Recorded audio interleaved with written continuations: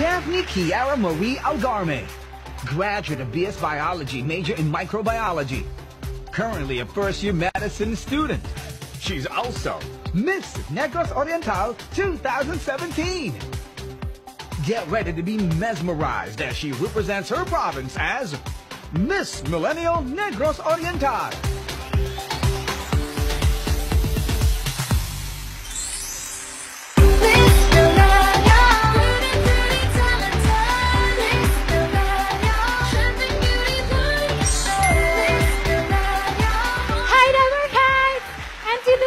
At home, mayong hapon kaninyong tanan. It's our time to showcase to the world the wonderful province of Negros Oriental.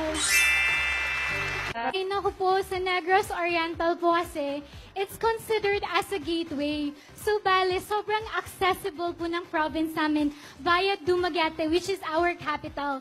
So, pag pupunta ka po ng Negros Oriental, you can go by plane, by boat, pwede ka din pong pumunta by bus. Yes, may bus po kami. May bus? Yes. Gano'ng Malalaman niyo po katagal paano. yun? Mga one day naman po, something. Pero pag by plane kayo, huwag kayong mag-alala kasi we have 5 flights from Manila to Dumaguete, PAL and Philippine Airlines. So, everyday po yun, 5 flights balikan. Meron din po kaming flights from Cebu and from Northern Mindanao. And 1 hour lang po yung travel. So, kung nahihirapan kayo sa biyahe nyo from Pasay to Quezon, naku, mag-Negros Oriental na lang kayo. So, Negros Oriental in 3 words. More fun naturally.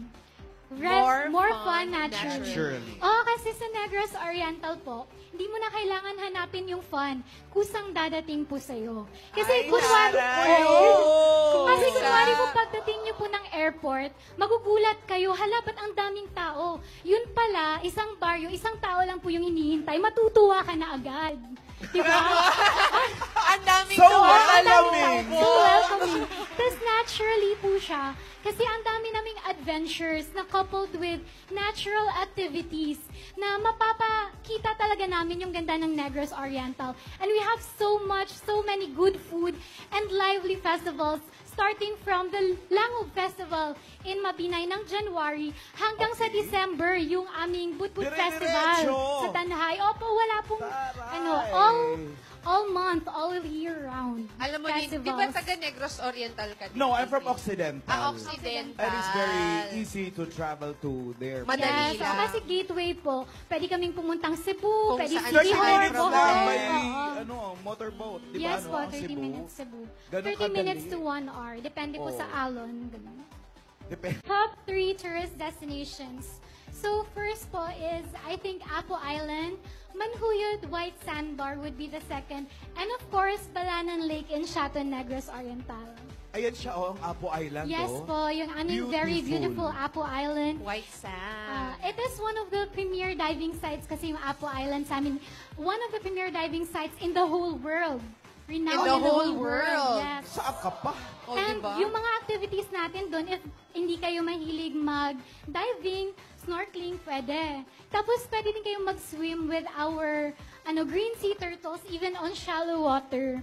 So Wow. very fun, very child-friendly. Pwedeng-pwede po sa pampamilyang gala. Talagang nandun lang. Oo, Nakakalat nasa lang shallow yung water mga, lang po sila. yung sea turtle. Yes po, over 100 of them. Taray. And secondly, ano pa yung dapat namin puntahan? Ano po, yung aming white sandbar nga, it's the mini Maldives of the Philippines. It's a 7-kilometer white sand, a strip of white sand. Yes! 7-kilometer strip of white sand in North Bais Bay. So, mahilig pa kayo sa mga Instagrammable photos, dyan na po kayo.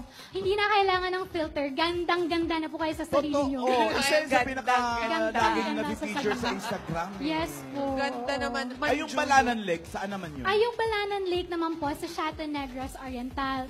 Tapos, ang nangyari po kasi dun, Negros Oriental is a volcanic island. Pero, so, yung mga lakes namin, crater Ano lakes. volcano nyo? Mount Canlaon po. It is the highest peak in Negros Oriental, about 8,050 feet above sea level. No, highest peak in the Visayas region. Ganyan. Visayas. Totoo yun. Visayas. Totoo niya, Not just nahahati in yan sa Negros dalawa. Oriental. Isang Oriental, isang Occidental. Yes, yung Canlaon. oo. Almost Pero perfect din ang cone. Yung Negros Oriental po, ay yung Canlaon po, part talaga ng Negros Oriental. Ayun, tapos sa Balanan Lake nga po, it's created with, yung nagkaroon ng earthquake doon. So, hindi po siya from volcanic origin. So, pwede kang mag-kayaking, mag-boating, and yung favorite ko, yung 300-meter zip line. So, makikita nyo mamaya sa VTR. A kaleidoscope of sights and experiences on the 4th largest island in the country, blessed with natural resources and sights from reefs to ridges. Dayon ko mo sa Negros Oriental. May adlaw, Dabarkad!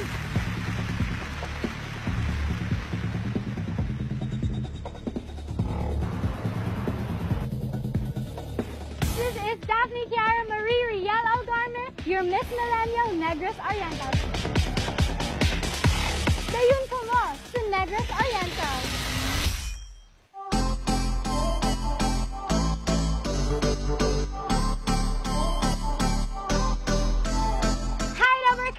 Welcome to Balanan Lake, Chaton, Negros Oriental. And this lake is approximately 212 meters deep and is surrounded by over 500 balete or dalakit trees.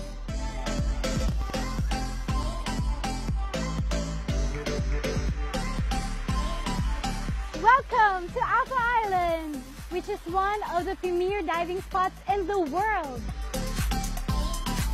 Dito po tayo ngayon sa Lava Seafood Restaurant, kung saan fresh na fresh ang mga pagkain natin ngayon. We are at the home of one of our most popular delicacies in Negros Oriental, which is our San Serval Silvana. Welcome to my 8,000-hectare natural paradise rich in flora and fauna, Twin Lakes Balinsasayao Natural Park. Maayong buntag, nandito po tayo sa pinaka-popular na almusalan sa Dumaguete, ang mainitan dito sa Tiangge. Yung special budbud natin from Tanhay na may halong tsokolate at ang ating Choco Mango. May halong tsokolate at mango puree. So tingnan po natin. Dito naman sa Subida Souvenirs, they promote fair trade and responsible tourism. Once again, this has been your Miss Millennial Negros Oriental, Daphne Kiara Marie Rial Algarme. Tara, suri-suri sa Negros Oriental!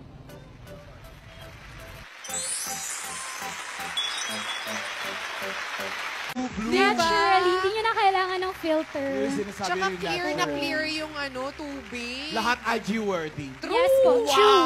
Ang From linis. reefs to ridges po talaga, IG-worthy lahat ng places sa Negros Gusto ko yung Oriental. yung kainan sa Painitan. Yung Ano tawag yun? painitan. Painitan po. Painitan sa Tiangge. Sa Tiangge. Parang lahat magpupuntahan doon para kumain Oo. breakfast. Alam niyo po ba, kahit yung mga sa Negros Oriental, kahit all walks of life, kung governor ka man or nagbebenta ka lang ng balot sa kalye, lahat nagkasalo-salo. Doon Dyan nakikita-kita. nakikita sa almusalan. Kasi isa siyang Sa isang mahabang table, stretch oo. ng puro Puro kainan. Doon po Iba-iba yung nag-reunite food lahat doon. ng mga Negrense. Ito Iba-iba po yung yung food mga, doon. may iba-iba pong food. Ito pa nakikita natin dito, makikita natin nandito. sa painitan. Nakikita po talaga. Oh. So, usually kasi mga food natin sa painitan, yung budbod, yung mga puto, tapos dala ko din po sila ngayon dito. Ayan, ang dami. Pakilala mo nga kami sa mga food ng Negros Oriental. Chocolate po and the original butter flavor. So, ayun po. If you have a sweet tooth, eto po yung para sa inyo. Yung Silvanas po namin. Saan naman yung budbud sa Tanhay? Ayun, yung aming budbud sa Tanhay. Actually po, marami kasing budbud sa Negros Oriental. Yung Budbud means parang ginaganon. yung budbud po is like local term for suman. Suman. Yes. So ito yung mga It's suman-suman na kakanin. yan. Oo, ito yung mga suman namin. At marami kaming variety sa Negros Oriental. We have the original budbud na, original budbud na walang halo. Masarap po siya kapag kasama yung mangga, tsaka tsokolate. Kung gusto niyo naman 3-in-1, budbud, mangga, tsokolate, nako, meron kaming Choco Mango, etong nasa gitna. So may tsokolate na siya, may mango puree pa siya sa gitna. Wow. Tapos, ito naman yung aming budbud kabog. Usually po, sa Dumaguete, ito po yung Budbud ano? Budbud kabog. Kabuwa. Kasi it's from Kabog ang suman mo. seeded rice grain named kabog. Or Budbud dawa. is made of rice. It's made of sticky rice, Okay. coconut milk, sugar Okay. with a pinch of salt. Ganun po. And then yung favorite kasi namin is budbud sa Tanhay. Kasi bakit siya special of all of the budbuds? Yung budbud sa Tanhay kasi yung favorite ko dyan is it's made with love by the Tanhayanons. Kamangga. Ito po yung pinoint niya po. Yan po yung aming Tres Marias. Ube, budbud, tsaka tsokolate. Ito po yung aming Nutri-Fruity Bar. Yung nakikita po to sa La Libertad. Sa La Libertad. Oo, La Libertad, Negros Oriental. So, marami po yung mga langka, mga sweet tarts, ganun. Yun po yung favorite, yun po yung mga products nila doon. Floating cottage namin. Oo. Pwede ka pong doon, kumain habang nasa gitna ng lake. Kung nakapasyal na rin kayo sa Negros Oriental, i-share nyo lang sa amin mga experiences ninyo. Ang mga photos nyo, i-post nyo yan sa Itbulagas official Facebook page. At gamitin nyo ang hashtag na MMPH There's More in Negor. Hey, thank you, Kiara. Dagang salamat ni Moday. At maraming salamat din sa mga Dabarcast natin from... May mga kasama siya eh. Andito, ayan, From mga Dumaguete. taga-Negros Oriental. Dagang salamat ninyong tanan ug sa mga kaigsuunan natin din ha sa Negros Oriental. Thank you din sa buong tourism team of Negros Oriental.